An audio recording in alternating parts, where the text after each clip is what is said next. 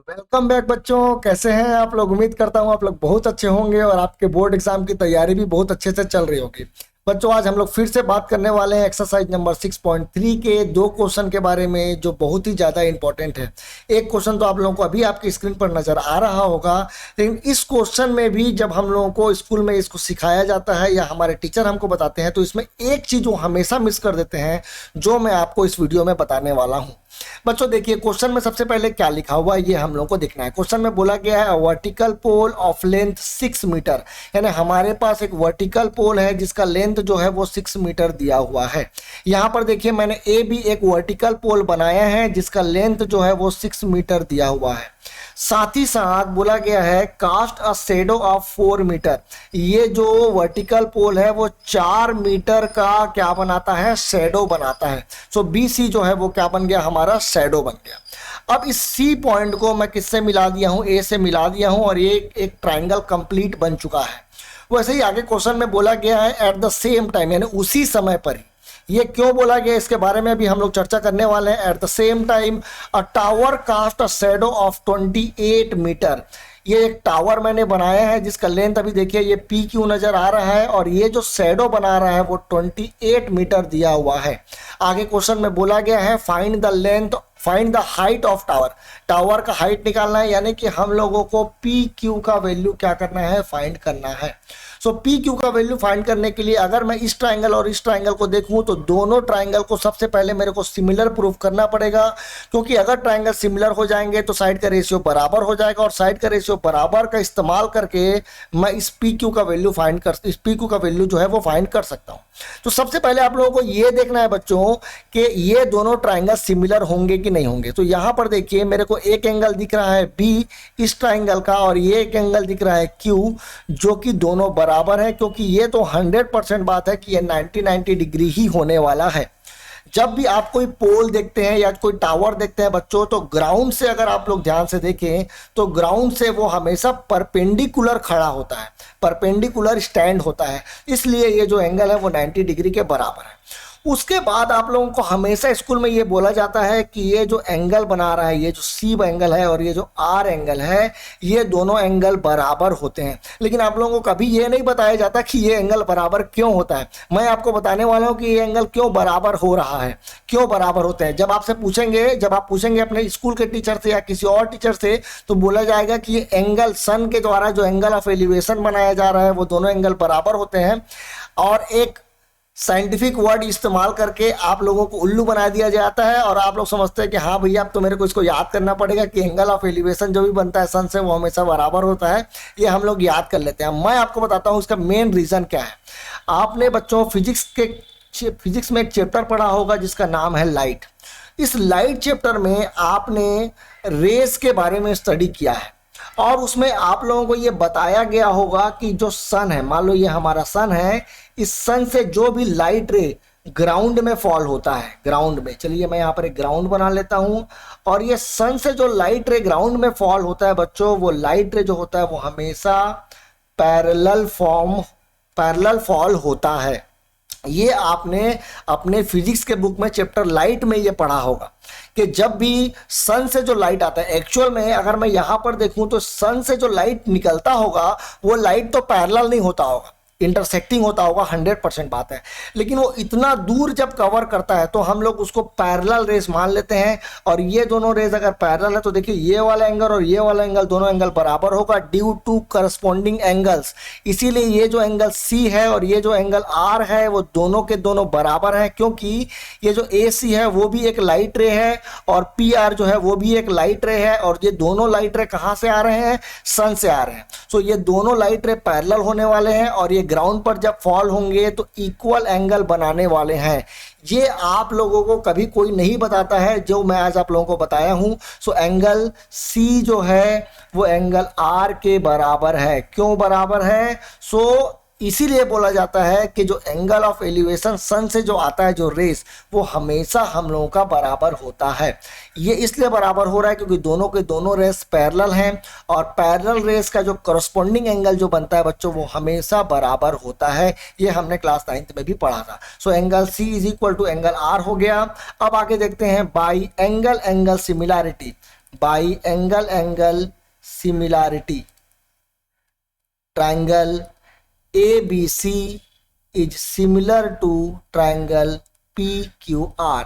और अगर दोनों ट्रायंगल सिमिलर हो गए हैं तो साइड का रेशियो बराबर हो जाएगा, यानी कि AB अपॉन PQ जो है वो बराबर हो जाएगा BC अपॉन QR के।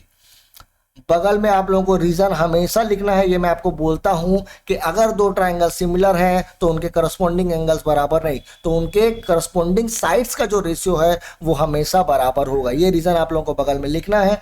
अब मैं क्या करूंगा, तो अब मैं वैल्यूज पुट करूंगा। ए बी का वैल्यू क्या दिया हुआ है, देखिए तो ए बी का वैल्यू है 6, पी क्यू का वैल्यू क्या दिया हुआ है तो नहीं पता, बी सी का वैल्यू क्या है तो 4, और क्यू आर का वैल्यू जो है वो 28 दिया हुआ है। अब एक काम करते हैं, 4 1 जा 4, 4 7 जा 28, और अब मैं अगर क्रॉस मल्टीप्लाई करूं तो पी क्यू का 1 के साथ मल्टीप्लाई करूंगा तो मेरे को पी क्यू ही मिलेगा, और 7 का अगर मैं 6 के साथ मल्टीप्लाई करूं तो 42 मिलेगा। और इसका जो यूनिट होगा बच्चों वो मीटर होगा, क्योंकि ये सब का सब जो है मीटर में दिया हुआ है, तो इसलिए मैं इसको क्या लिख लूंगा, मीटर लिख लूंगा। याद रखना बच्चों, एक बहुत ही इंपॉर्टेंट बात आप लोगों को बता रहा हूं, जो एग्जामिनेशन में आप लोगों को घुमा करके पूछा जा सकता है कि इनका यूनिट को बदला जा सकता है। याद रखना कि आप लोगों को जो भी यूनिट दिया गया हो सारे के सारे यूनिट एक जैसे ही होने चाहिए, अलग अलग नहीं होने चाहिए। और अगर अलग अलग यूनिट दिया है तो पहले आप अगर सेंटीमीटर में दिया है तो उसको मीटर में कन्वर्ट कर लेंगे और उसके बाद क्वेश्चन को बनाएंगे, नहीं तो आपका आंसर जो है वो रॉन्ग आने वाला है। अब आगे बढ़ता हूं मैं इसके नेक्स्ट क्वेश्चन पे, जो इसी फंडा पर बेस्ड है, जो कि आप लोगों को एग्जाम में देखने के लिए मिल सकता है। आपके एनसीईआरटी बुक के एग्जाम्पल में ये क्वेश्चन है। ये क्वेश्चन बहुत ही ज्यादा इंपॉर्टेंट है बच्चों। अगर मैं बोलूं कि सीबीएसई का फेवरेट क्वेश्चन है तो ये गलत बात नहीं होगी, ये अधिकतर एग्जाम में पूछा जाता है। इस क्वेश्चन में बोला गया बच्चों, a girl of height 90 centimetre, यानी हमारे पास एक गर्ल है जिसका हाइट जो है वो कितना सेंटीमीटर दिया है, 90 सेंटीमीटर दिया है।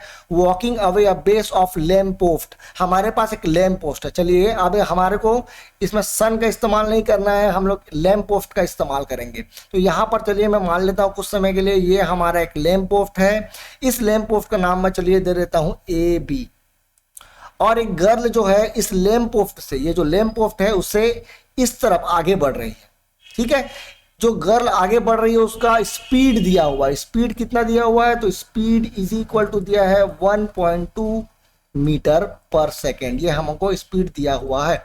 आगे बोला गया है, if the lamp is 3.6 metre, ये जो लैंप है वो कितना है, 3.6 मीटर का लैंप है। Above the ground find the length of her shadow after 4 second, 4 second बाद जो गर्ल का जो शैडो तैयार होने वाला है वो शैडो कितना बड़ा होगा, ये हम लोगों को बताने के लिए बोला गया है। तो सबसे पहले तो अपन ये देखते हैं कि गर्ल जो है 4 सेकेंड बाद कहां तक पहुंचेगी। तो चलो मान लेते हैं गर्ल जो है 4 सेकेंड बाद यहां तक पहुंच गई है, और इसका मैं पॉइंट का नाम देता हूं सी। अब देखिए यहां से मैं फिर से एक परपेंडिकुलर लाइन ड्रॉ कर देता हूं, और ये मान लेते हैं ये गर्ल है।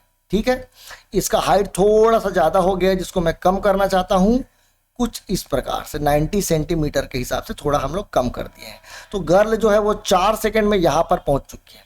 अब देखिए यहां से लेकर के यहां तक वो 4 सेकेंड में पहुंची है। मेरे को पता करना है कि ये कितना डिस्टेंस कवर किया है। तो हमारे पास एक फॉर्मूला है, speed is equal to distance upon time. Speed का वैल्यू दिया हुआ है कितना, 1.2, डिस्टेंस हम लोगों को निकालना है, और टाइम दिया है 4 सेकेंड। तो यहाँ पर मैं कर लिया 4 सेकेंड।